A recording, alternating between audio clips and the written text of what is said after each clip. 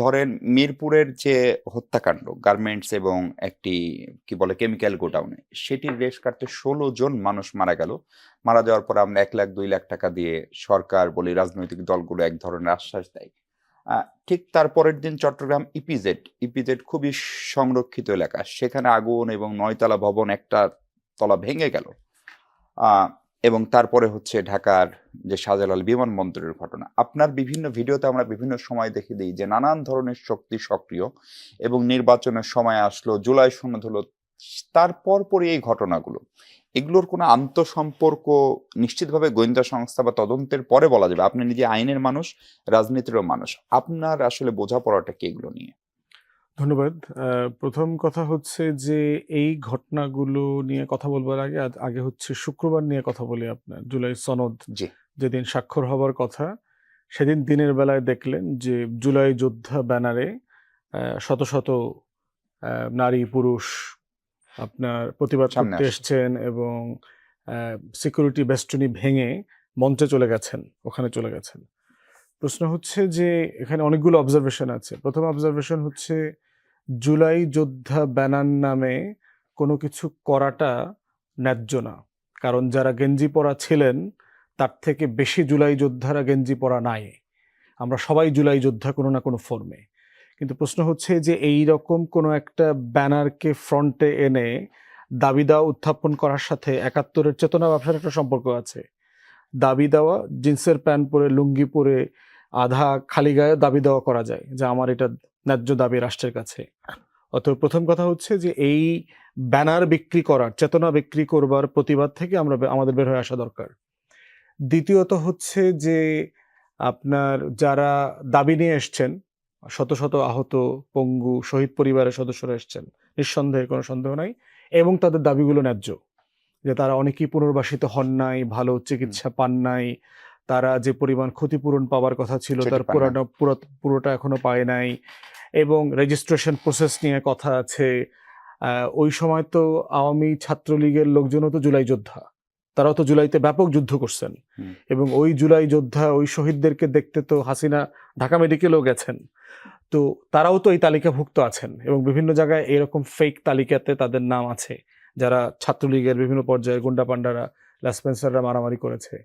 এরপরে ওই সময়টাতে গাড়ি অ্যাক্সিডেন্টে মারা গেছে, ডাব গাছ থেকে পড়ে মারা গেছে, এরকম একজন আমাকে সরকারি অফিসাররা বলছেন যে ভাই ডাব পাড়তে গিয়ে ওইখান থেকে পড়ে লোকটা মারা গেছে। রিপোর্ট হয়েছে ২-১টা। হ্যাঁ, এরকম ঘটনায় ওরকম জুলাই যোদ্ধা, তাহলে তালিকাটা নিয়ে কনসার্ন আছে। তো সেই জায়গাতে আপনি এই দাবিগুলো ন্যায্য দাবি তো করতে পারেন।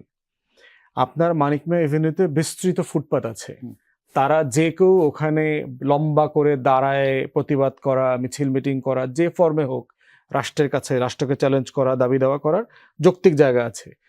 তারা সেটা করতে চেয়েছেন, পুলিশ দেয় না, এই ব্যাপারটা কিন্তু এরকমও না। কিন্তু তারপরেও দেখলাম যে পুলিশের ভেতরে ঢুকে গাড়ি গেছে। ভাঙা, র্যাবের গাড়িতে আপনার লাঠি, বাঁশ দিয়ে ভাঙার চেষ্টা করছে। এক এক এক ছেলেকে দেখলাম বলতেছে যারা আজকে স্বাক্ষর করে বেরোবে ওদের সবার হাত ভেঙে দেব, এগুলো বলতেছে। প্রশ্ন হচ্ছে যে এই যে এগুলো করবার মধ্য দিয়ে কি আপনি জুলাইয়ের প্রতি সিম্প্যাথি তৈরি করতেছেন, না জুলাইকে বিভক্ত করতেছেন? এটার মধ্য দিয়ে আসলে কার পারপাস সার্ভ হচ্ছে? তারপরে হচ্ছে আপনি যদি হোয়াইট হাউসের সামনে যান, আপনারা বহুবার গেছেন, ডাউনিং স্ট্রিটের সামনে যান, মালিক ভাই মাত্র লন্ডন থেকে আসছেন, প্রতিদিন সেখানে ডজন ডজন প্রতিবাদ হচ্ছে, কিন্তু কেউই সিকিউরিটি বেস্টনী পার হয়ে ভিতরে চলে যায় না। কারণ আজকে ওইখানকার দেশের সবচেয়ে গুরুত্বপূর্ণ সিকিউরিটি ইস্যু ইনভলভ। প্রধান উপদেষ্টা আসতেছে, উপদেষ্টা পরিষদের সদস্যরা, রাজনৈতিক দলের নেতারা, ডিপ্লোম্যাটরা আসতেছেন, এসে হিউজ প্রোফাইল প্রোগ্রাম হচ্ছে। সেইখানে কিভাবে চলে গেল? এবং আমরা দেখলাম যে কিভাবে কিভাবে সবাই চলে যাইতেছে, মানে পুলিশও দিক বিদিক তাকায় আছে, কোনো কুল কিনারা করতে পারতেছে না। এগুলোর সঙ্গে আগুনের আন্তঃসম্পর্ক বলছি এটা তো, এই প্রত্যেকটা ঘটনাকে যদি আপনি এখানে অ্যাসেস করেন, যে এটা খুব পরিষ্কার যে এই ঘটনাটা শুক্রবারে ঘটানো হয়েছে।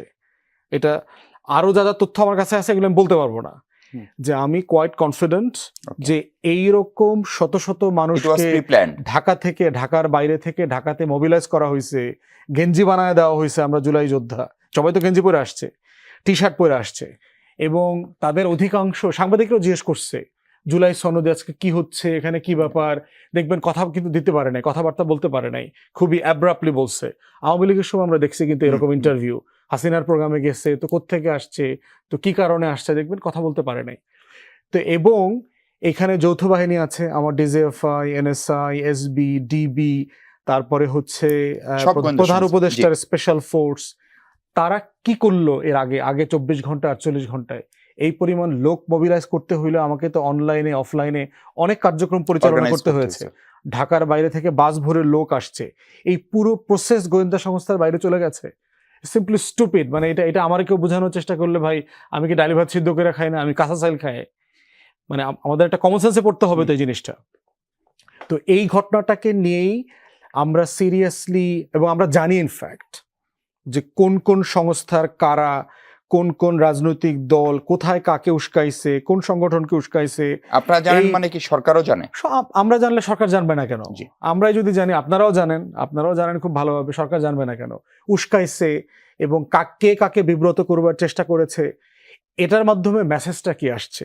যে ইউনূস একটা লোক, একটা সরকার চালায়, সে তার নিজের মিটিংটা পর্যন্ত প্রোটেক্ট করতে পারে Secure না, করতে পারে না। সে রাষ্ট্রে কি প্রোটেকশন দিবে? তোমরা করবা নির্বাচন ফেব্রুয়ারি মাসে।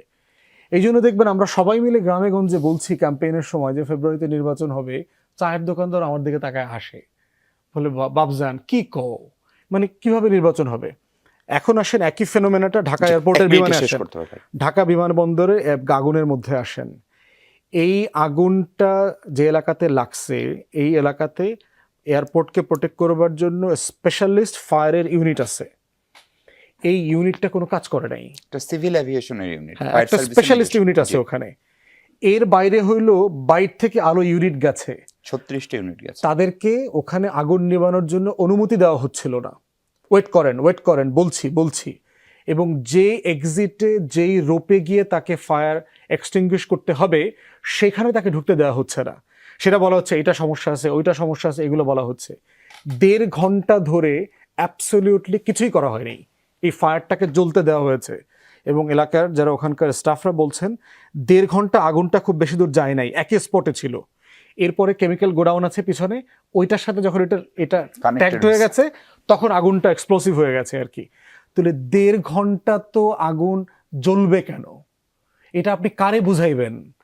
মানে বাংলাদেশে আমরা কেউ কিছু বুঝতেছি না যে আগুনটা এবং একটা ইন্টারন্যাশনাল নিভতেছে না। এয়ারপোর্টে এবং এই যে টোটাল আমার international import export business trade, আমি গার্মেন্টসের মালিকরা বলছে যে ভাই আমার স্যাম্পল পাঠাচ্ছিলাম দিল্লিতে অফিস, অধিকাংশ কোম্পানির, ভারত যেহেতু আপনার কোর্টে ঝামেলা করে, রূপপুরের যন্ত্রপাতি ছিল। যন্ত্রপাতি ছিল। এই প্রত্যেকটা জিনিস ঘটতেছে, এটা আমার সিকিউরিটি ফোর্স জানে না, আমার গোয়েন্দা সংস্থাগুলো জানে না। না জানলে এই গোয়েন্দা সংস্থাগুলো ডিসলভ করে দেওয়া দরকার। পরিষ্কার। আমার এই ডিজিএফআই, এনএসআই ট্যাক্স পেয়ারদের টাকায় পোষার দরকার নাই। এই টাকা কৃষককে টাকা দিব সার কেনার জন্য, ও সাইল উৎপাদন করব, আগুন লাগবে পূর্বে আমরা বানামো আবার খামো।